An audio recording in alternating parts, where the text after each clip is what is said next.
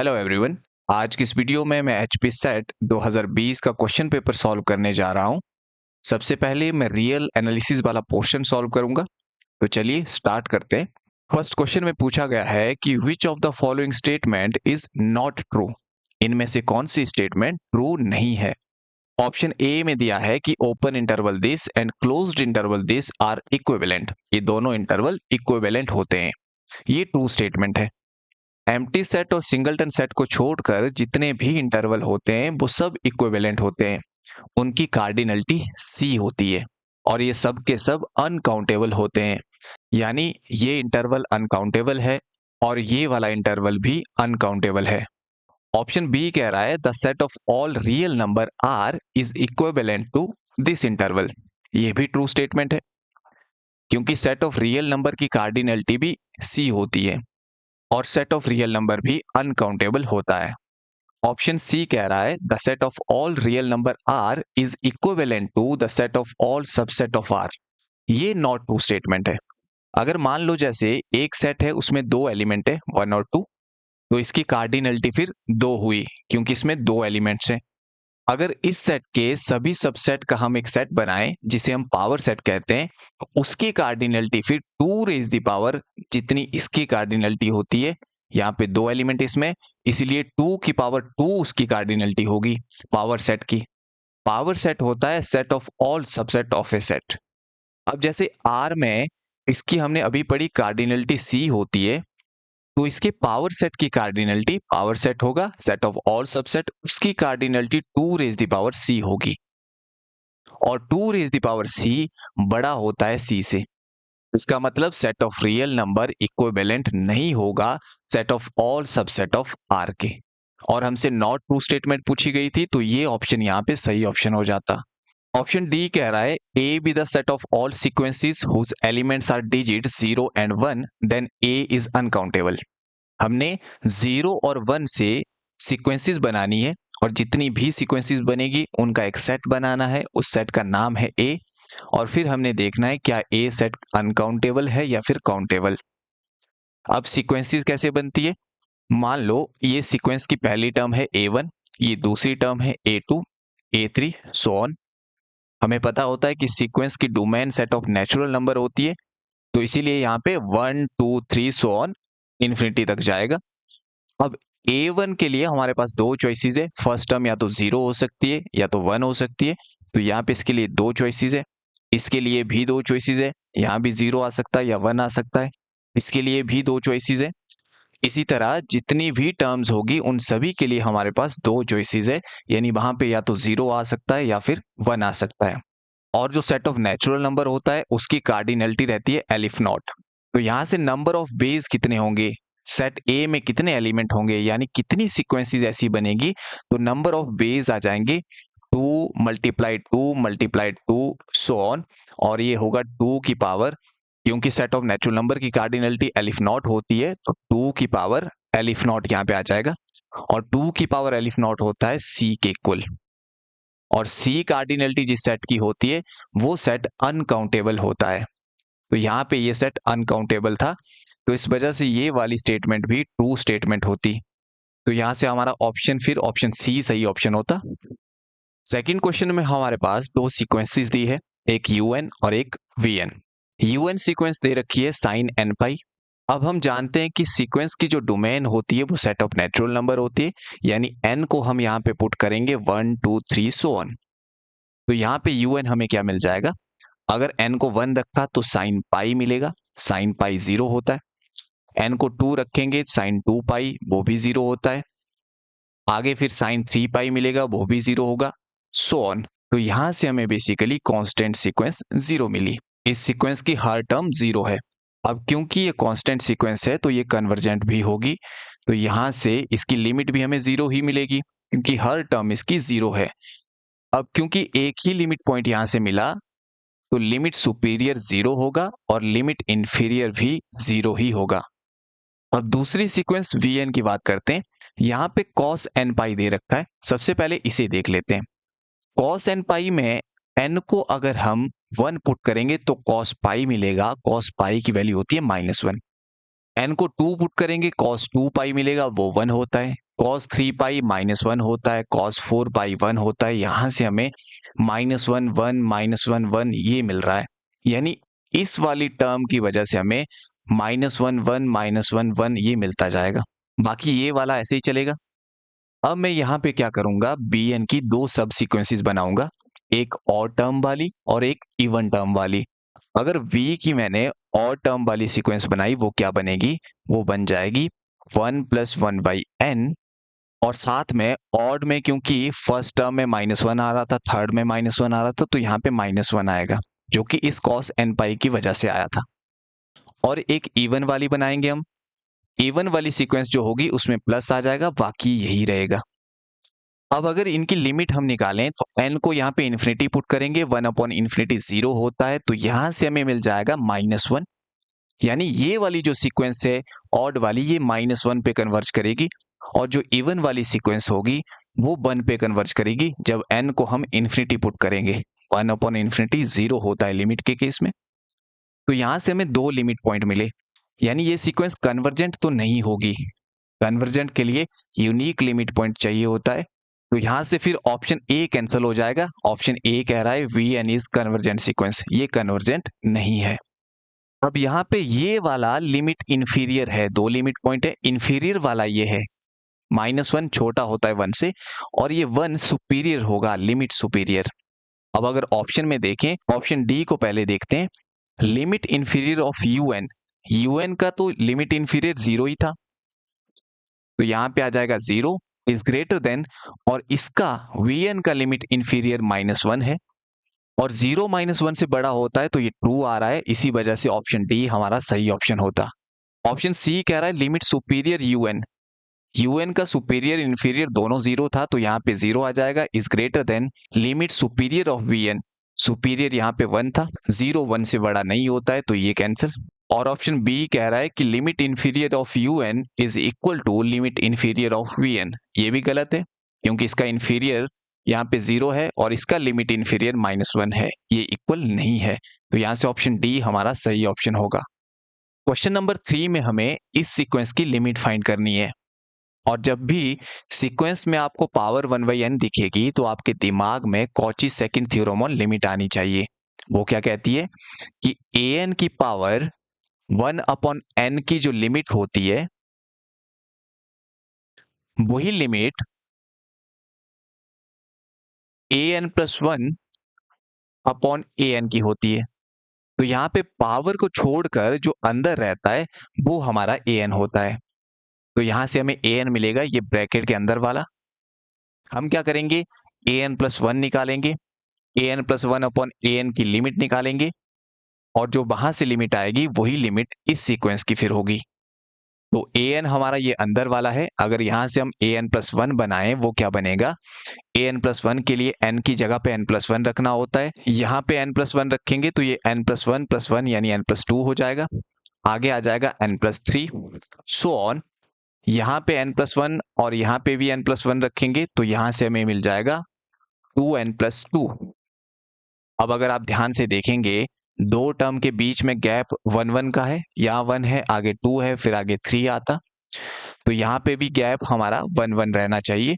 यहाँ पे अगर 2 है तो इससे पीछे कौन सी टर्म आती, 2n+1, और इससे पीछे कौन सी टर्म आती, 2n, और नीचे हमारे पास आएगा n+1 की पावर n+1, ये हमारा होगा an+1। अब अगर हम an+1/an फाइंड करेंगे तो वहां पे कुछ एक टर्म हमारी कैंसिल हो जाएगी, जैसे n+2 से लेकर n+n तक, n+n होगा 2n, तो यहाँ पे n+2 से लेकर 2n तक ये टर्म कैंसिल हो जाएगी, ये दो टर्म ऊपर रहेगी, और an में रह जाएगी सिर्फ ये वाली टर्म जो कैंसिल नहीं होगी। तो यहां से हमें क्या मिलेगा, देयरफॉर an+1/an हमें मिल जाएगा, ऊपर रहेगी ये दो टर्म, यहाँ पे आ जाएगा 2n+1 और साथ में 2n+2, और इससे नीचे रहेगा n+1 इसकी पावर n+1। अब नीचे an हमने लिखना था, उसे अगर मल्टीप्लाई में लिख देंगे तो वो उल्टा हो जाएगा, और an में नीचे हमारे पास n की पावर n था, ये ऊपर चला जाएगा, और ऊपर ये वाली टर्म बची है n+1, वो नीचे आएगी, तो यहाँ पे रह जाएगा n की पावर n/n+1। अब अगर यहाँ पे ध्यान से देखें, यहाँ से 2 और 2 कॉमन आ जाएगा, 2 बाहर कॉमन आएगा, अंदर रहेगा n+1, तो n+1 यहाँ पे कैंसिल हो जाएगा एक पावर के साथ। हमारे पास रहेगा क्या? हमारे पास रहेगा 2n+1 अपॉन ये वाला n+1 मैं यहाँ पे लिख रहा हूँ, और इसके साथ में ये 2 जो कॉमन आया था वो यहाँ पे रहेगा, मल्टीप्लाइड विद 1 अपॉन यहाँ पे हमारे पास था n+1, ऊपर था n की पावर n, इसे मैं नीचे ले आऊंगा तो ये इसके नीचे चला जाएगा, तो यहाँ पे मैं n की पावर n लिख सकता हूँ। अब क्योंकि n की पावर भी n थी और n+1 की पावर भी n थी, तो कॉमन पावर यहाँ पे आ जाएगी n। कुछ भी नहीं किया, ये जो टर्म यहाँ पे थी वो यहीं पे रखी, ये जो ऊपर वाली टर्म है इसे मैं इसके नीचे लिख सकता हूँ, मल्टीप्लाई में लिखेंगे फिर से ऊपर चली जाएगी, और दोनों की पावर n थी तो कॉमन पावर आ गई, और यहाँ से हमें मिल जाएगा अब इसकी अगर लिमिट फाइंड करनी हो तो देखो क्या आता है। यहाँ पे n की हाईएस्ट पावर 1 है, ऊपर पॉलिनोमियल दिया है, और यहाँ पे भी n की हाईएस्ट पावर 1 है। अगर पॉलिनोमियल में हाईएस्ट पावर मैच कर जाती है तो उसके जो कॉफिशिएंट होते हैं वही लिमिट का आंसर आता है। तो यहाँ पे 1 2 तो बाहर था, 1 2 इसका कॉफिशिएंट, लिमिट लेने के बाद हमें मिलेगा, नीचे इसका कॉफिशिएंट 1 है तो ये इसकी लिमिट आ जाएगी, इनटू 1 अपॉन यहाँ पे एक बार n के नीचे हम n लिखेंगे तो वहां से 1 मिलेगा, एक बार 1 के नीचे n लिखेंगे तो 1 अपॉन n मिलेगा, और पावर n रहेगी, और इसकी लिमिट होती है e, n approaches to infinity पे, तो यहाँ से हमें मिलेगा ऊपर 4 और नीचे e, तो 4 अपॉन e। और अगर ऑप्शन में देखें तो यहाँ पे ऑप्शन सी हमारा सही ऑप्शन होगा। क्वेश्चन नंबर 4 है, let Sn be defined inductively by S1 equal to 1 और Sn+1 दे रखा है इसके equal for n greater than equal to 1। इस तरह की सीक्वेंस में वैसे हमें बाउंडेड से प्रूव करना पड़ता है, बाद में फिर हम इसे मोनोटोनिक प्रूव कर देते हैं। अगर कोई सीक्वेंस बाउंडेड और मोनोटोनिक दोनों होती है तो वो कन्वर्जेंट हो जाती है। ये वाला पोर्शन मैं नहीं कर रहा हूं। अब क्योंकि इस तरह की सीक्वेंसेस कन्वर्जेंट होती है, कन्वर्जेंट होगी तो किसी लिमिट L को कन्वर्ज करेगी, और अगर ये सीक्वेंस L को कन्वर्ज कर रही है, फिर आप चाहे इसकी n टर्म लो, यहाँ पे n+1 लो, वो भी L को ही कन्वर्ज करेगा। तो हम क्या करते हैं, यहाँ पे जहाँ पे Sn+1 लिखा है वहां भी L लिख देते हैं, क्योंकि इसकी लिमिट भी L होगी, कन्वर्ज कर रही है, और आगे आ जाएगा 1/4, और यहाँ पे Sn की जगह पे भी हम L लिख देंगे, तो यहाँ से हो जाएगा 2L + 3। अब यहाँ पे L की वैल्यू फाइंड कर देंगे और वो हमारी लिमिट आ जाएगी। 4 को दूसरी तरफ भेजा तो ये हो जाएगा 4L इक्वल टू 2L + 3, और यहाँ से 2L इस साइड आएगा, 4L - 2L is 2L equal to 3, implies L की वैल्यू यहाँ से मिल जाएगी 3/2। तो हमारा ऑप्शन ए सही ऑप्शन होगा। लेकिन Sn की लिमिट L आप तभी रख सकते हैं जब आपको कंफर्म हो जाए कि ये जो सीक्वेंस है वो कन्वर्जेंट है, और उसके लिए सबसे पहले इसे बाउंडेड और मोनोटोनिक प्रूव करना पड़ता है। क्वेश्चन नंबर 5 में हमें इस सीरीज का सम फाइंड करना है। हमें बताना है कि ये जो सीरीज है वो किसे कन्वर्ज करती है। इस क्वेश्चन को करने के लिए आपको एक सीरीज का सम पता होना चाहिए। वो सीरीज का सम है summation 1/n² n from 1 to infinity. ये हमारा π² 6 के इक्वल होता है, ये आपको पता होना चाहिए। अब यहाँ पे अगर n को मैं 1 पुट कर दूं तो यहाँ से हमें मिलेगा 1/1 का स्क्वायर, प्लस अगर n को 2 रखेंगे, और अगर n को 2 रखेंगे तो यहाँ से मिलेगा 1/2 स्क्वायर, आगे फिर 1/3 square plus 1/4 square plus so on equal to π²/6। अब यहाँ पे मैं क्या कर रहा हूँ, इसकी ऑड वाली टर्म एक साथ लिखूंगा, 1/1 स्क्वायर प्लस 1/3 स्क्वायर, और आगे यहाँ पे 1/5 स्क्वायर भी आएगा, प्लस सो ऑन, प्लस आगे इवन वाली term 1/2 square plus 1/4 square plus so on, और इसका सम होगा π²/6 के इक्वल। और ये जो सीरीज है वो इसके इक्वल है। अगर यहाँ पे आप n को 0 रखोगे तो आपको पहली टर्म 1/1 स्क्वायर मिलेगी, n को 1 रखोगे तो आपको ये टर्म मिलेगी, 2 रखने पे ये टर्म मिलेगी, तो ये वाली जो सीरीज है वो इसके इक्वल है। इसकी जगह पे हम वो वाली सीरीज लिख देंगे, तो यहां से हमें मिलेगा summation n from 0 to infinity 1/2n + 1 का स्क्वायर, प्लस अब यहां पे मैं क्या करूंगा, 1 2 का स्क्वायर ये कॉमन निकाल दूंगा। अगर अंदर से ये मैं कॉमन निकालूंगा, अंदर मेरे पास रह जाएगा 1/1 square, 1/2 square plus so on. क्योंकि यहाँ पे 4 को मैं लिख सकता हूँ 2 × 2। एक 2 का स्क्वायर बाहर आया, एक 2 का स्क्वायर अंदर रह जाएगा और ये होगा पाई स्क्वायर बाई 6 के इक्वल।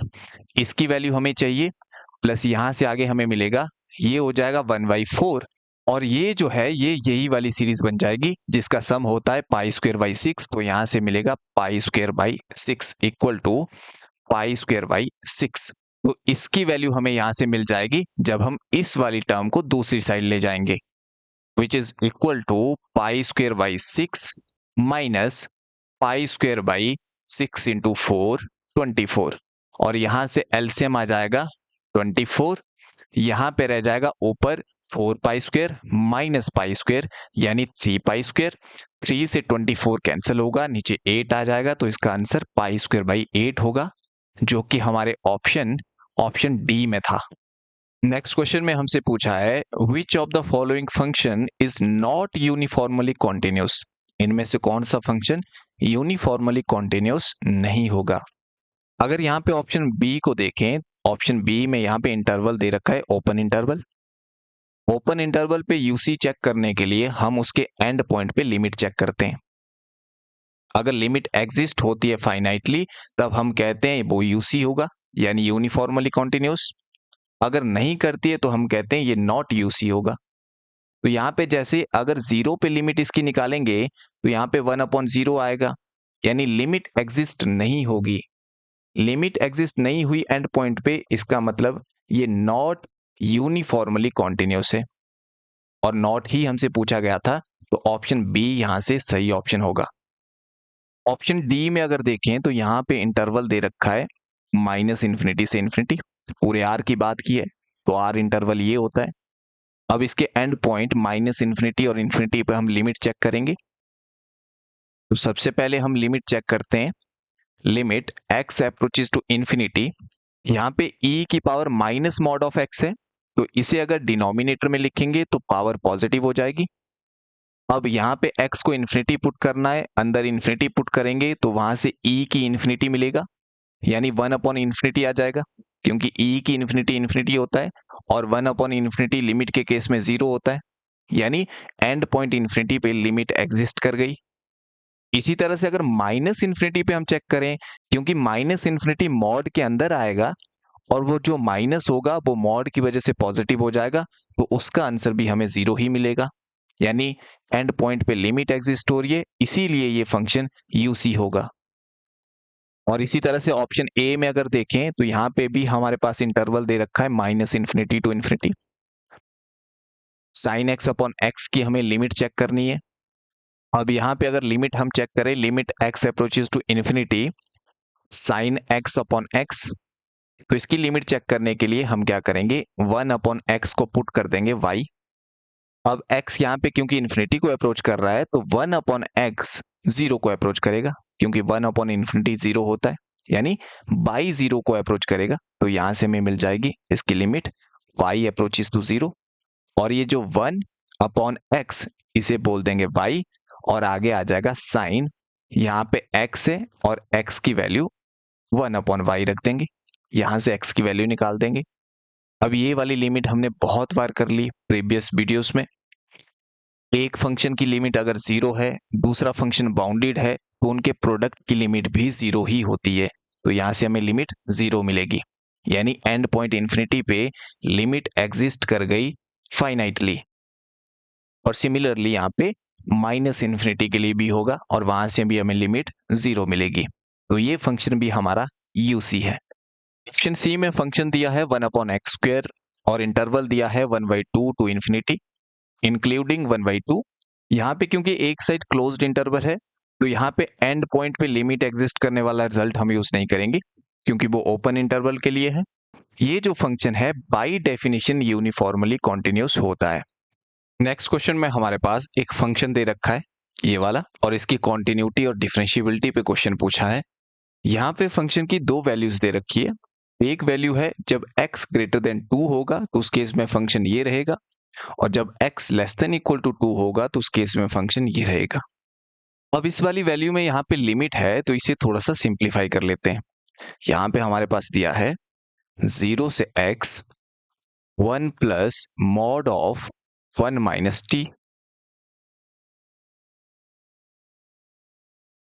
dt। अब यहाँ पे इंटीग्रेशन हो रही है t से, यानी ये जो लिमिट होगी वो t की लिमिट होगी, t की वैल्यूज होगी। यहाँ पे मॉड के अंदर है 1 माइनस टी। अब हमें पता होता है कि मॉड की दो वैल्यूज होती है, एक पॉजिटिव एक नेगेटिव। तो ये मॉड पॉजिटिव वैल्यू कब देगा? अगर t 1 से छोटा रहेगा। अगर t की वैल्यू 1 से छोटी रहेगी तो 1 से हम छोटी वैल्यू को माइनस करेंगे तो ये पॉजिटिव वैल्यू देगा। तो इसीलिए हम यहाँ पे लिमिट को स्प्लिट करेंगे, एक 0 से 1। इस रेंज में जब आपकी लिमिट रहेगी तो इस केस में जो ये मॉड में वैल्यू दे रखी है ये पॉजिटिव होगी, तो यहाँ से हमें मिलेगा 1 माइनस टी और बाहर डी टी। प्लस जब लिमिट 1 से लेकर x तक होगी, क्योंकि टोटल 0 से x थी, 0 से 1 हमने तोड़ी, क्योंकि इस केस में मॉड आपका पॉजिटिव वैल्यू दे रहा था, तो हमने मॉड को हटा दिया। अब इसके बाद अगर t की वैल्यू 1 से बड़ी हुई तो उस केस में अंदर वाली वैल्यू नेगेटिव मिलेगी, इसलिए मॉड की वैल्यू नेगेटिव आ जाएगी। तो यहाँ पे आ जाएगा 1 माइनस ब्रैकेट में 1 माइनस टी, और यहाँ पे 1 से 1 कैंसिल हो जाएगा, माइनस और माइनस प्लस टी आ जाएगा, तो यहाँ से हमें मिलेगा टी डी टी। अब इसे सॉल्व करते हैं तो यहाँ से हमें मिल जाएगा, ये हो गया 2, और 2 की इंटीग्रेशन होगी 2t माइनस t की इंटीग्रेशन होगी टी स्क्वायर बाई 2, और इसमें लिमिट हम रखेंगे 0 से 1, प्लस यहाँ पे t की इंटीग्रेशन होगी टी स्क्वायर बाई 2, और यहाँ पे लिमिट रहेगी 1 से लेकर x तक। अब इसे थोड़ा सॉल्व करते हैं, तो यहाँ से हमें क्या मिला, t की जगह पे अपर लिमिट रखेंगे तो यहाँ से 2 माइनस 1/2 मिलेगा, 0 रखने पे 0 ही मिल जाएगा, तो यहाँ से हमें ये मिला। प्लस आगे 1/2 बाहर आ गया, और लिमिट x रखेंगे t की जगह पे तो यहाँ पे x स्क्वायर आ जाएगा, लोअर लिमिट 1 रखेंगे तो आगे वहां पे -1 आ जाएगा। अब इसे सॉल्व करने पे हमें यहाँ पे क्या मिलेगा, यहाँ पे -12 है, ये वाला हाफ जब अंदर जाएगा यहाँ भी -12 आएगा, -1/2 -1/2 -1 होगा, 2 -1 यहाँ पे 1 आ जाएगा, प्लस यहाँ से मिलेगा हमें x स्क्वायर बाई 2। इसका मतलब ये हुआ जो फंक्शन हमारे पास दे रखा था तो उसकी जो दो वैल्यू थी, पहली वैल्यू को हमने सॉल्व किया वो निकली 1 प्लस एक्स स्क्वायर बाई 2 जब x ग्रेटर देन 2 होगा, और दूसरी वैल्यू हमारे पास दे रखी थी 5x माइनस 7 जब x less than equal to 2 होगा। अब इसकी कॉन्टिन्यूटी चेक कर लेते हैं 2 पे। 2 में लेफ्ट हैंड हम लिमिट निकालेंगे, तो लेफ्ट हैंड के लिए जहां पे x छोटा होता है 2 से, उसके लिए फंक्शन ये दे रखा है, यहाँ पे अगर x की वैल्यू 2 रखें 5 2 10 माइनस 7 यानी 3 मिलेगा। इसी तरह से राइट हैंड लिमिट हम निकालेंगे, राइट हैंड के लिए फंक्शन ये वाला है, यहाँ पे x को 2 रखेंगे, 2 का स्क्वायर 4 हो जाएगा, 4/2 2 होता है, +1 यहाँ से भी हमें 3 मिलेगा। और अगर हम f ऑफ 2 निकालेंगे, इक्वालिटी यहाँ पे इस फंक्शन में x की जगह 2 रखेंगे तो वहां से भी हमें 3 मिलेगा। इसका मतलब सारी वैल्यूज हमें 3 मिली, लिमिट एग्जिस्ट हुई और वो फंक्शन की वैल्यू के बराबर है उस पॉइंट पे, तो फंक्शन कॉन्टिन्यूस होगा 2 पे। अब डिफरेंशिएबिलिटी के लिए हम क्या करेंगे, ये फंक्शन था, इसका डेरिवेटिव करेंगे तो यहाँ से 1 का डेरिवेटिव हमें मिलेगा 0 कांस्टेंट, एक्स स्क्वायर का डेरिवेटिव होता है 2x, एक 2 नीचे था तो यहाँ से डेरिवेटिव आ जाएगा x, 2 से 2 कैंसिल होगा। नीचे अगर डिफरेंशिएट करें तो 5x की डिफरेंशिएशन होगी 5 -7 की 0 कांस्टेंट टर्म, ये होगा जब x less than equal to 2 है। अब यहाँ पे हमें क्लियरली दिख रहा है कि लेफ्ट हैंड डेरिवेटिव की वैल्यू 5 है और राइट हैंड डेरिवेटिव की वैल्यू x है। Left hand derivative right hand derivative के इक्वल नहीं है, इसका मतलब फंक्शन डिफरेंशिएबल नहीं होगा। लेकिन लेफ्ट हैंड डेरिवेटिव और राइट हैंड डेरिवेटिव एग्जिस्ट हुए, तो यहाँ पे ऑप्शन पे अब चलते हैं। पहला ऑप्शन था f is not continuous at x equal to 2, ये ऑप्शन कैंसिल हो जाएगा क्योंकि फंक्शन कॉन्टिन्यूस है। दूसरा ऑप्शन है f is continuous but not differentiable at x equal to 2, ये हमारा सही ऑप्शन होगा। थर्ड ऑप्शन है f इज डिफरेंशिएबल एवरीवेयर, ये गलत है।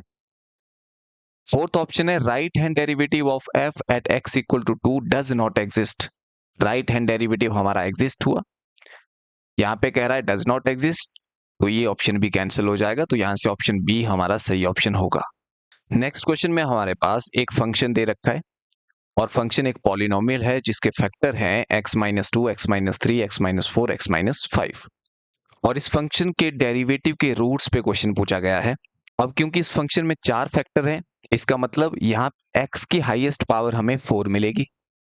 जब हम उसे डिफरेंशिएट करेंगे तो वहां पे 4 पावर आगे आ जाएगी, x की पावर 3 रह जाएगी, यानी डेरिवेटिव में x की हाईएस्ट पावर 3 मिलेगी।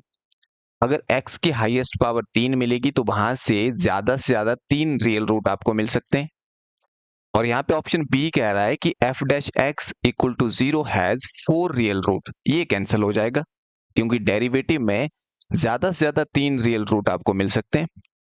अब क्योंकि फंक्शन के डेरिवेटिव के 3 रूट हो सकते हैं, अब ये पॉसिबिलिटी है कि ये तीनों के तीनों रूट रियल हो या फिर ऐसा हो सकता है कि इनमें से 2 रूट कॉम्प्लेक्स हो और एक रूट हमारा रियल हो, क्योंकि कॉम्प्लेक्स रूट हमेशा पेयर में हमें मिलते हैं। ऐसा नहीं होगा कि एक कॉम्प्लेक्स रूट हमें मिलेगा। ऑप्शन सी कह रहा है कि equation f dash x equal to 0 has only 2 real root, यानी 2 इसके रियल रूट होंगे, एक रूट फिर कॉम्प्लेक्स होगा जो कि पॉसिबल नहीं होता है। कॉम्प्लेक्स रूट हमेशा पेयर में मिलते हैं, इसीलिए ऑप्शन सी भी यहां से कैंसिल हो जाएगा। ये क्वेश्चन बेसिकली रोल्स थ्योरम का क्वेश्चन था। यहाँ पे अगर इस क्वेश्चन में पहले फैक्टर से मैं वैल्यू निकालूं तो यहाँ से x इक्वल टू 2 हमें मिलेगा, थर्ड से 3 मिलेगा, तो एक इंटरवल मैंने ये बनाया, एक इंटरवल यहाँ पे 3 से 4 बनेगा और एक इंटरवल यहाँ पे 4 से 5 बनेगा। अब क्योंकि ये फंक्शन हमारा पॉलिनोमियल फंक्शन है और पॉलिनोमियल फंक्शन कॉन्टिन्यूस होता है, पहली जो कंडीशन होती थी रोल्स थ्योरम की, फंक्शन कॉन्टिन्यूस होना चाहिए, उसे ये सेटिस्फाई कर रहा है। दूसरी कंडीशन है कि फंक्शन डिफरेंशिएबल होना चाहिए ओपन इंटरवल पे। अब क्योंकि ये पॉलिनोमियल फंक्शन है, जितने भी पॉलिनोमियल फंक्शन होते हैं वो डिफरेंशिएबल होते हैं, तो ये डिफरेंशिएबल भी होगा। सेकंड कंडीशन भी इसने रोल्स थ्योरम की सेटिस्फाई की। रोल्स थ्योरम की थर्ड कंडीशन कहती है कि एंड पॉइंट पे वैल्यू इक्वल होनी चाहिए। जैसे यहाँ पे इंटरवल का एंड पॉइंट एक 2 है, एक 3 है। 2 पे इसकी वैल्यू निकालेंगे तो यहाँ पे x को 2 रखेंगे, 2 माइनस 2 0 मिलेगा, तो पूरी वैल्यू 0 मिलेगी, यानी f ऑफ 2 की वैल्यू यहाँ से 0 आ रही है। f ऑफ 3 की वैल्यू भी हमें 0 मिलेगी, f ऑफ 4 की वैल्यू भी 0 मिलेगी, f ऑफ 5 की वैल्यू भी 0 मिलेगी, यानी एंड पॉइंट पे वैल्यू इक्वल है। तो तीनों कंडीशन यहाँ से रोल्स थ्योरम की सेटिस्फाई हुई, तो इसीलिए रोल्स थ्योरम कहती है कि अगर 3 कंडीशन सेटिस्फाई होती है तो हर एक इंटरवल में कम से कम एक रियल रूट जरूर लाई करेगा। एक रियल रूट पहले वाले इंटरवल में मिलेगा, एक सेकंड में मिलेगा, एक थर्ड में मिलेगा, यानी कम से कम 3 रियल रूट तो यहाँ पे होने चाहिए थे और रूट भी इसके 3 ही है। तो यहाँ से ऑप्शन डी था f dash x equal to 0 has 1 real and 2 complex root, ये फिर कैंसिल हो जाएगा और यहां से हमारा ऑप्शन ए सही ऑप्शन हो जाएगा। ऑप्शन ए कह भी क्या रहा है कि k की वैल्यू को यहाँ पे 3 रखो, तो यहां से आपको मिल जाएगा 3 माइनस 1 यानी 2, आगे मिल जाएगा 3, यानी f डैश x का एक रूट लाई करेगा इस इंटरवल में। k को आप 4 रखेंगे तो ये इंटरवल आपको मिलेगा, यानी f डैश x का एक रूट इस इंटरवल में लाई करेगा। यहाँ पे k की वैल्यू 5 रखेंगे तो ये इंटरवल आपको मिलेगा, यानी f डैश x का एक रियल रूट इस इंटरवल में लाई करेगा। तो यहां से ऑप्शन ए हमारा सही ऑप्शन होगा। Question number 9 is which of the following statement is correct, इनमें से कौन सी स्टेटमेंट करेक्ट होगी।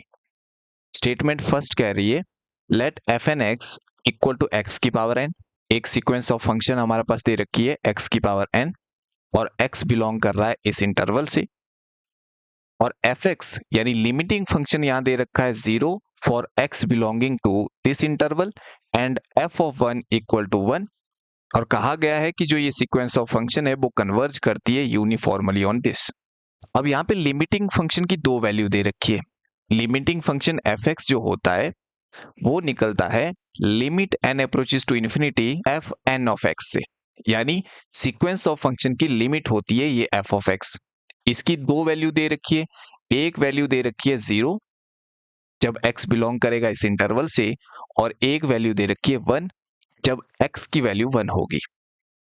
यानी यहां पे जो लिमिटिंग फंक्शन एफ एक्स है ये कॉन्टिन्यूस नहीं है, इसकी कॉन्टिन्यूटी ब्रेक हो रही है। अगर लिमिटिंग फंक्शन कॉन्टिन्यूस नहीं हुआ तो उस केस में जो सीक्वेंस ऑफ फंक्शन है वो यूनिफॉर्मली कन्वर्ज नहीं करती है। इस स्टेटमेंट में बोला था यूनिफॉर्मली कन्वर्जेंट, तो ये कैंसिल हो जाएगी, ये इनकरेक्ट स्टेटमेंट होगी। अब ऑप्शन 2 में चलते हैं। यहाँ पे सीक्वेंस ऑफ फंक्शन दे रखी है ये वाली, x बिलोंग कर रहा है r से, रियल नंबर से, और कहा गया है कि जो सीक्वेंस ऑफ फंक्शन fn है वो कन्वर्ज करती है 0 को यूनिफॉर्मली ऑन r। तो इसे चेक कर लेते हैं। हमारे पास सीक्वेंस ऑफ फंक्शन है x upon 1 plus n x square. सबसे पहले हम यहाँ पे fx फाइंड करेंगे, यानी लिमिटिंग फंक्शन। वो होता है limit n approaches to infinity f n x के इक्वल, और यहाँ पे ये दे रखा है 1 प्लस एन एक्स स्क्वेयर। अगर मान लो x 0 हुआ तो ऊपर 0 आएगा, नीचे यहाँ पे भी 0 आ जाएगा, 0 अपॉन 1 बनेगा, तो वहां से हमें इसकी लिमिट 0 मिलेगी। अगर मान लो x कोई नॉन जीरो फाइनाइट नंबर हुआ तो यहाँ फाइनाइट नंबर आएगा, नीचे फाइनाइट नंबर आएगा, n को हम इन्फिनिटी पुट करेंगे, ऊपर फाइनाइट नंबर, नीचे इन्फिनिटी।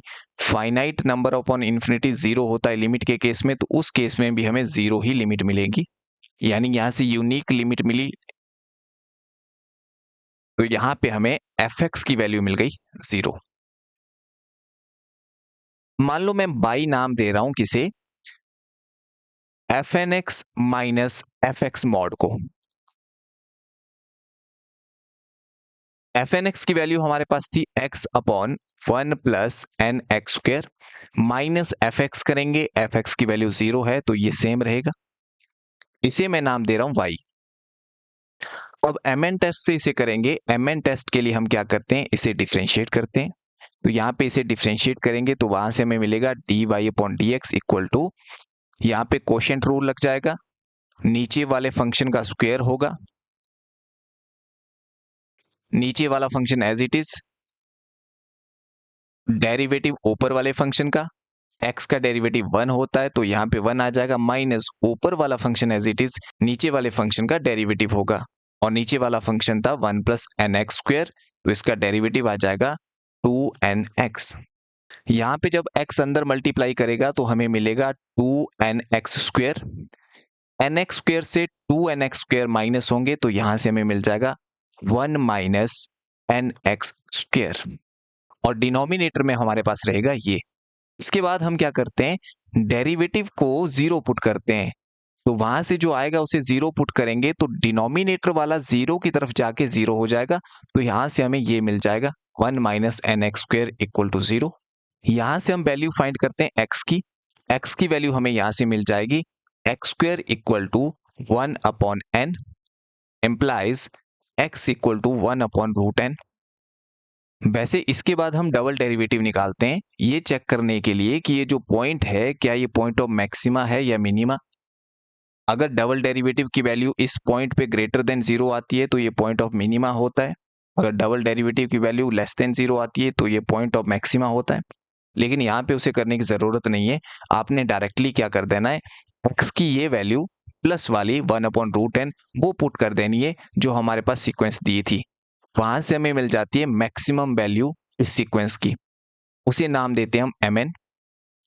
मैक्सिमम वैल्यू निकालेंगे, x की जगह पे 1 अपॉन रूट एन रखा, नीचे आ जाएगा 1 प्लस आगे n, x की जगह पे 1 अपॉन रूट एन रखा, ऊपर स्क्वायर था, 1 का स्क्वायर 1 होगा, रूट n का स्क्वायर n होगा, n से n कैंसिल होगा, तो यहां से हमें मिलेगा 1 अपॉन, नीचे आ जाएगा 2, ऊपर वाला रूट n नीचे आ जाएगा, तो यहां से ये मिलेगा। अब हम चेक करते हैं किसकी लिमिट, इसकी limit n approaches to infinity पे नीचे इन्फिनिटी हो जाएगा तो 0 मिलेगी। अगर mn की लिमिट हमें 0 मिलती है तो हम कहते हैं कि जो सीक्वेंस ऑफ फंक्शन है वो यूनिफॉर्मली कन्वर्जेंट होगी ऑन r। तो यहां पे कहा था कि ये जो सीक्वेंस है यूनिफॉर्मली कन्वर्जेंट है ऑन r, और इसमें fx की वैल्यू 0 आई थी इसीलिए ये कन्वर्ज करेगी 0 को, तो ये ऑप्शन हमारा सही ऑप्शन होगा। अब अगर ऑप्शन सी में आप देखेंगे, यहाँ पे सीक्वेंस दे रखी है 1 अपॉन 1 प्लस एक्स की पावर n। जब हम fx फाइंड करेंगे यानी लिमिट फाइंड करेंगे n approaches to infinity 1 upon 1 plus x की पावर n इसकी, अगर मान लो x हमारा 0 हुआ तो यहाँ पे हम 0 रखेंगे, 0 की पावर n 0 हो जाएगा, तो 1/1 वहां से हमें वैल्यू मिल जाएगी 1। अब अगर x 0 और 1 के बीच में हुआ, ओपन इंटरवल 0-1 से हुआ, तो उस केस में यहाँ पे नंबर आ जाएगा 0 और 1 के बीच का, उसकी पावर n है और n अप्रोच कर रहा है इन्फिनिटी को। यानी बेसिकली अगर मान लो k कोई नंबर है 0 और 1 के बीच का, उसकी limit n approaches to infinity पे हमें चेक करनी होती है, तो वो 0 आती है। तो अगर ये लिमिट 0 आएगी तो वहां से भी हमें 1/1 1 मिलेगा। और अगर x 1 हुआ तो उस केस में यहाँ पे 1 की पावर n आ जाएगा और उसकी लिमिट 1 होगी, तो वहां पे 1/1 + 1 यानी 1/2 हमें लिमिट मिलेगी। तो यहाँ पे हमें वैल्यू मिल रही है 1 और हाफ, दो वैल्यू मिली, यानी जो लिमिटिंग फंक्शन है वो कॉन्टिन्यूस नहीं है। इस वजह से ये जो सीक्वेंस है वो यूनिफॉर्मली कन्वर्जेंट नहीं होगी, तो ये ऑप्शन भी कैंसिल हो जाएगा। इस ऑप्शन को आप ट्राई कर सकते हो, इसकी मैक्सिमम वैल्यू निकालने के बाद वहां पे mn की लिमिट चेक कर सकते हो कि 0 आ रही है या नहीं आ रही है। तो यहां से इस क्वेश्चन का जो ऑप्शन होगा वो ऑप्शन बी सही ऑप्शन होगा। Next question is which of the following statement is incorrect. इनमें से कौन सी स्टेटमेंट इनकरेक्ट होगी। ऑप्शन ए कह रहा है कि ये जो सीरीज है वो कन्वर्ज करती है फॉर ऑल एक्स। तो जब भी हमें फैक्टोरियल दिखता है तो हमारे दिमाग में रेशो टेस्ट आना चाहिए, और रेशो टेस्ट में हम क्या करते हैं, an+1/an इसकी लिमिट फाइंड करते हैं। तो यहाँ पे nth टर्म an हमारे पास ये दे रखा है। अब अगर ये an है तो यहाँ से an+1 की वैल्यू हमें मिलेगी x की power n+1/n+1 factorial. an divide में है, जब हम मल्टीप्लाई में से लिखेंगे तो इसका रेसिप्रोकल हो जाएगा, तो n फैक्टोरियल ऊपर जाएगा और नीचे आएगा x की पावर n। x की पावर n से कैंसिल हो जाएगी, तो यहां से हमें मिलेगा, ऊपर मिल जाएगा x और नीचे यहाँ पे n+1 फैक्टोरियल है। n+1 फैक्टोरियल को मैं लिख सकता हूँ n+1 इंटू n फैक्टोरियल।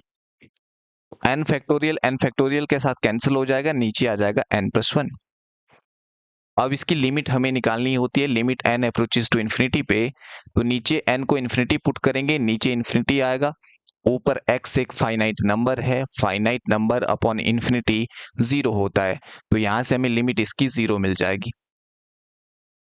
अब 0 क्योंकि लेस देन 1 होता है और रेशियो टेस्ट कहता है कि limit n approaches to infinity an+1/an अगर लेस देन 1 हो तो ये सीरीज कन्वर्ज करती है। फिर तो यहाँ पे ये सीरीज कन्वर्ज करेगी for all x belonging to r। तो ये वाली स्टेटमेंट करेक्ट स्टेटमेंट होगी, यहाँ पे हमसे इनकरेक्ट पूछा गया है। अब नेक्स्ट चलते हैं ऑप्शन बी की तरफ। ऑप्शन बी में हमें पावर सीरीज दे रखी है और हमें इंटरवल ऑफ कन्वर्जेंस फाइंड करना है। पावर सीरीज को हम कंपेयर करते हैं an x की पावर n से। पावर सीरीज में x की पावर n को छोड़कर जो रहता है वो an होता है। यहाँ पे x की पावर n के साथ 1 है, तो इसका मतलब an की वैल्यू हमारे पास यहाँ पे 1 है। तो इसके बाद हम यहाँ पे ROC फाइंड करेंगे, रेडियस ऑफ कन्वर्जेंस, जिसका फॉर्मूला होता है 1/r equal to limit n approaches to infinity an+1/an। अब an की वैल्यू 1 है तो an+1 की वैल्यू भी 1 रहेगी, तो यहाँ पे ऊपर 1 आएगा, नीचे 1 आएगा, 1/1 1 बनता है, लिमिट उसमें इन्फिनिटी पुट करेंगे, n वहां पे होगा नहीं, तो इसका आंसर 1 ही आएगा। अब 1/r की वैल्यू 1 मिली, तो इसका मतलब r की वैल्यू भी हमें यहाँ से 1 ही मिलेगी। रेडियस ऑफ कन्वर्जेंस हमारी 1 आई। अब इसके बाद क्योंकि रेडियस ऑफ कन्वर्जेंस 1 मिली, तो हम कहते हैं कि फिर मॉड x लेस देन 1 के लिए ये सीरीज कन्वर्ज करेगी। मॉड को ओपन करेंगे तो एक साइड 1 आएगा, एक साइड -1 आएगा, इसके लिए ये सीरीज कन्वर्ज करेगी। अब एंड पॉइंट 1 और -1 पे चेक कर लेते हैं। अगर इस सीरीज में x को हम 1 रखें तो हमें यहां से मिल जाएगा summation n from 0 to infinity 1 की पावर n।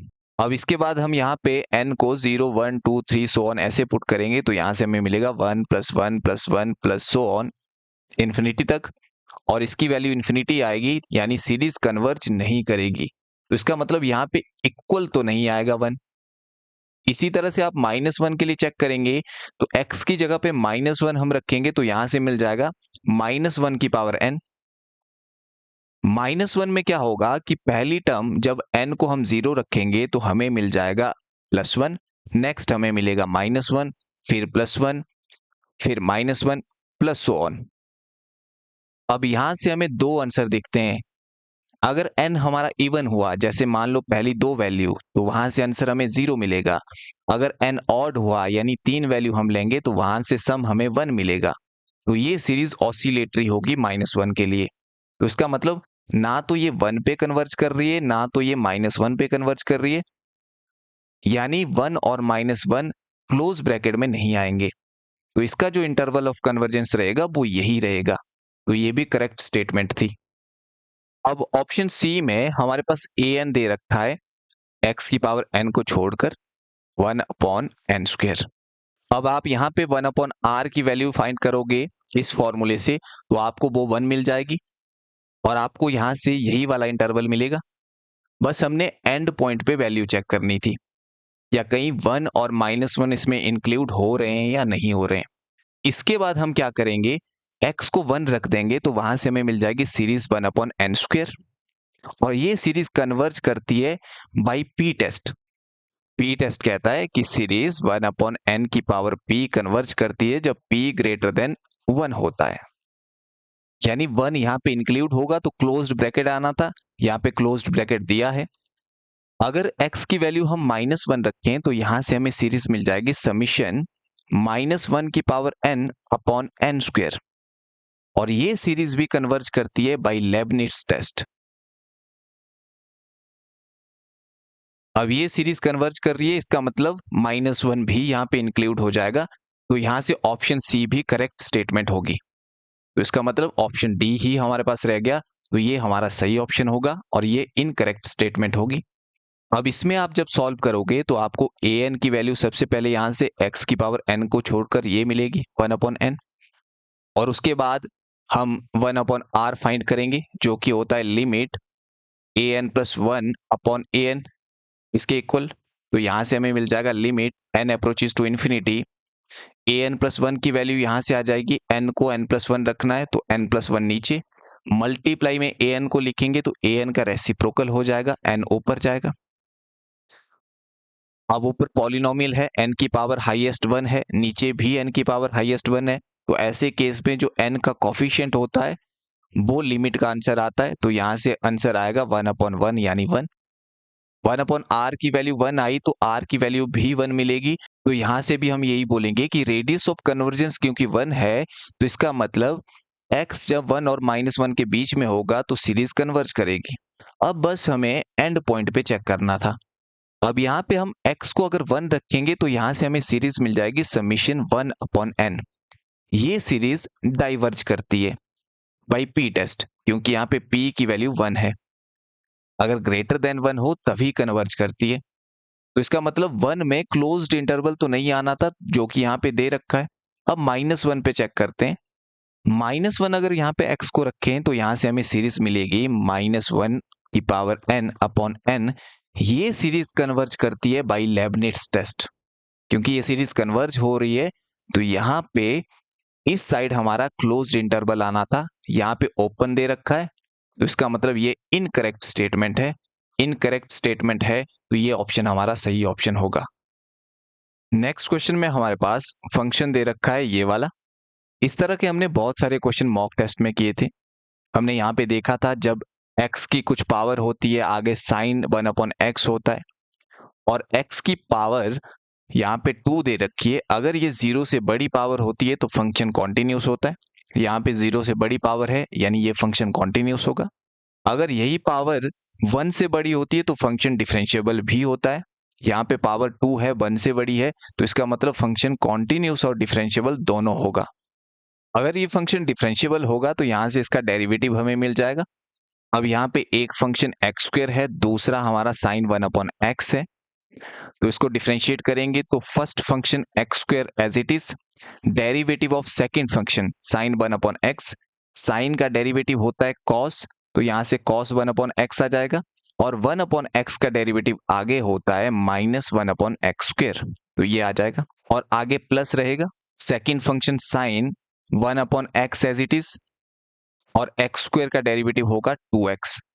अब यहाँ पे एक्स स्क्वायर और ये वाला एक्स स्क्वायर कैंसिल हो जाएंगे, तो यहां से हमें मिलेगा f dash equal to minus cos of 1/x plus 2x sine 1/x। अब कॉस क्योंकि बाउंडेड फंक्शन होता है, कॉस की वैल्यू -1 और 1 के बीच में लाई करती है। साइन भी बाउंडेड फंक्शन होता है, इसकी वैल्यू भी 1 और -1 के बीच में लाई करती है। अब x की वैल्यू इस इंटरवल से आ रही है, x इस इंटरवल में बाउंडेड है, 0 और 1 के बीच में इसकी वैल्यू रहेगी, 0 और 1 भी हो सकती है। तो यहां से बेसिकली हमें ये जो डेरिवेटिव है वो बाउंडेड मिलेगा। तो यहां से हमें डेरिवेटिव बाउंडेड मिला। अब एक थ्योरम कहती है कि अगर कोई फंक्शन कॉन्टिन्यूस हो किसी इंटरवल में और साथ में उसका डेरिवेटिव बाउंडेड हो उस इंटरवल में, तो फंक्शन फिर बाउंडेड वेरिएशन का फंक्शन बन जाता है। यानी ये वाला फंक्शन बाउंडेड वेरिएशन का भी फंक्शन था। अब ऑप्शन चेक कर लेते हैं। पहले ऑप्शन में लिखा है continuous in 0-1 interval but not of bounded variation, ये गलत हो जाएगा क्योंकि ये बाउंडेड वेरिएशन का भी फंक्शन है। ऑप्शन बी में कहा है continuous in closed interval 0-1 end of bounded variation, ये हमारा सही ऑप्शन होगा। ऑप्शन सी कह रहा है of bounded variation but not differentiable, differentiable तो ये था, तो ये option cancel. Neither differentiable nor of bounded variation, ये भी यहां से कैंसिल हो जाएगा, तो यहां से ऑप्शन बी हमारा सही ऑप्शन होगा। Next question function of 2 variable से है और यहाँ पे फंक्शन दे रखा है इसके इक्वल, और इस पॉइंट 0 पे फंक्शन की कॉन्टिन्यूटी और डायरेक्शनल डेरिवेटिव पूछा गया है। अब कॉन्टिन्यूटी चेक करने के लिए हम सबसे पहले y इक्वल टू mx² इस रास्ते से लिमिट फाइंड करेंगे। तो यहाँ पे सबसे पहले y की जगह पे mx² रखेंगे, तो ऊपर हमें मिलेगा mx की पावर हो जाएगी 4, क्योंकि यहां से भी एक x² आएगा, आगे x² है, नीचे यहाँ पे x² होगा, और यहाँ पे y इक्वल टू mx² रखेंगे तो वहां से हमें मिलेगा m² x की पावर 4। तो नीचे से x की पावर 4 x की पावर 4 कॉमन आ जाएगा और अंदर रह जाएगा 1 प्लस m²। x की पावर 4 यहाँ पे कैंसिल होगा। अब इस फंक्शन में यहाँ पे x और y पुट करने को नहीं रहे, यानी लिमिट जब हम फाइंड करेंगे इस पॉइंट पे तो वो हमें मिल जाएगी m/1 प्लस m²। अब अगर यहाँ पे m की वैल्यू डिफरेंट हुई तो यहां से हमें डिफरेंट आंसर मिलेगा, यानी यूनिक लिमिट नहीं मिली। मतलब यहाँ पे अगर हम m को 1 रखेंगे रास्ता अलग लेंगे, m को फिर 2 रखेंगे किसी और रास्ते से जाएंगे, तो वैल्यू हमें डिफरेंट मिल रही है, यानी रास्ता चेंज करने से लिमिट की वैल्यू चेंज हो रही है। यूनिक लिमिट आपको नहीं मिली तो इसकी लिमिट एग्जिस्ट नहीं होगी, लिमिट एग्जिस्ट नहीं होगी तो ये फंक्शन कॉन्टिन्यूस नहीं होगा। पहले दो ऑप्शन में लिखा है कॉन्टिन्यूस है, तो ये दोनों ऑप्शन यहां से कैंसिल हो जाएंगे। अब इसके बाद हम डायरेक्शनल डेरिवेटिव फाइंड करेंगे इस पॉइंट पे। अब क्योंकि पूछा गया है इन ऑल डायरेक्शन, यानी डायरेक्शन का पॉइंट हम लेंगे एक्स वाई ऑल डायरेक्शन के लिए। कई बार आपको दिया होता है कि इस पॉइंट की डायरेक्शन में निकालो, तो वहां पे एक्स और वाई की वैल्यू आपके पास गिवन होती है। अब यहाँ पे डायरेक्शनल डेरिवेटिव फाइंड करने का फॉर्मूला क्या रहता है? फॉर्मूला होता है डी यू। यू वो पॉइंट होता है जिस डायरेक्शन में हमें डेरिवेटिव फाइंड करना होता है। यहाँ पे ऑल डायरेक्शन की बात की है तो यहाँ पे जनरल एक्स वाई पॉइंट हम यू को रखेंगे, और आगे एफ ऑफ ए वो पॉइंट होता है जिस पॉइंट पे हमने फाइंड करना होता है। यहाँ पे हमें 0,0 पे फाइंड करना था, इसलिए ए पॉइंट हमारा 0,0 होगा। और इसका फॉर्मूला रहता है लिमिट h अप्रोचेस टू 0, यहाँ पे आता है f of a plus H U minus f of a, और यहाँ पे नीचे आएगा h, और यहाँ से हमें मिल जाएगा limit h approaches to 0, a point तो 0,0 था, ये यहाँ से खत्म हो जाएगा तो हमें यहाँ से मिलेगा f of H U minus f of a यानी f ऑफ 0,0 पे वैल्यू, और ये फंक्शन में वैल्यू दे रखी थी 0। अगर यहाँ पे देखें तो 0,0 पे वैल्यू दे रखी है 0, तो यहाँ से हमें आगे मिलेगा 0, नीचे h। अब मैंने आपको कहा कि u की वैल्यू ये होगी यहाँ पे x, y, लेकिन u के साथ h है तो यहाँ पे हम h मल्टीप्लाई कर देंगे, तो यहाँ पे x के साथ भी h मल्टीप्लाई हो जाएगा, यानी hx आएगा और आगे hy आ जाएगा। तो यहाँ से हमें मिलेगा limit h approaches to 0, f of h x comma h y divided by h. अब फंक्शन हमारे पास दे रखा था x square y upon x की पावर 4 प्लस वाई स्क्वेयर। तो यहाँ पे हम x की जगह पे एच एक्स रखेंगे, y की जगह पे एच वाई रखेंगे, तो यहाँ से हमें कितनी वैल्यू मिलेगी, लिमिट h अप्रोचेस टू 0, आगे हमें मिलेगा एच स्क्वेयर एक्स स्क्वेयर, क्योंकि यहाँ पे एक्स स्क्वेयर था, x की वैल्यू ये है, और उसके साथ आगे y था तो y की value h y divided by, यहाँ पे x की पावर 4 है तो ये आ जाएगा h की पावर 4 x की पावर 4 प्लस आगे एच स्क्वेयर वाई स्क्वेयर। अब एक h ये भी था नीचे, तो यहाँ पे एक h यहाँ लिख देता हूं मैं इसे।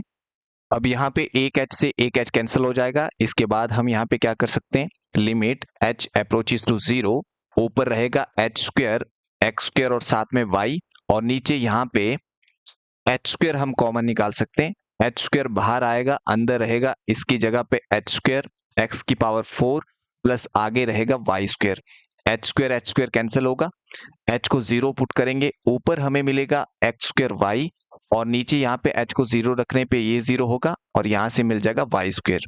यानी यहाँ पे लिमिट एग्जिस्ट हुई। अगर आपके पास पॉइंट की वैल्यू दी होगी, यानी एक्स वाई की वैल्यू दी होगी, तो उस केस में आपको वैल्यू यहाँ पे मिल जाएगी प्रॉपर। अब यहाँ पे लिमिट एग्जिस्ट हुई ये वाली, तो इसका मतलब डायरेक्शनल डेरिवेटिव सारे एग्जिस्ट हुए। अब ऑप्शन पे चलते हैं।